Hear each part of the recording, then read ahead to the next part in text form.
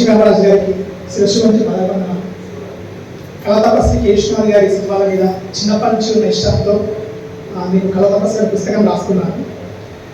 10 సినిమాలు తీసుకొని నేను కళాతపస్వి పుస్తకం రాసుకున్నాను. మీ తరానికంతా తెలుసు ఆయన గొప్పతనం, మా తరానికి కూడా చెప్దామని చెప్పేసి నా ఉద్దేశంతో ఈ పుస్తకాన్ని మన పుణె నవంబర్లో తీసుకొచ్చాను. ఆ మహానుభావుని కలిసి అదృష్టం నాకు జీవితంలో 2019లో ఒక్కసారి కలిగిందనమాట. అది కూడా 10 నిమిషాలు మాత్రమే. ఆ 10 నిమిషాల కాలం నా ప్రయాణాన్ని ఇంత దూరం తీసుకొస్తుందని అనుకోలేదు. నాకు ఇష్టంతో రాస్తున్నాను.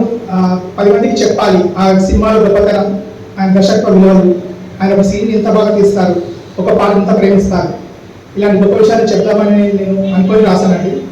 అది ఇంతమంది పెద్దల సహకారం, ప్రేమని, గౌరవాన్ని, ఆదరణ నాకు ఇస్తుందని చెప్పేసి నేను అనుకోలేదు.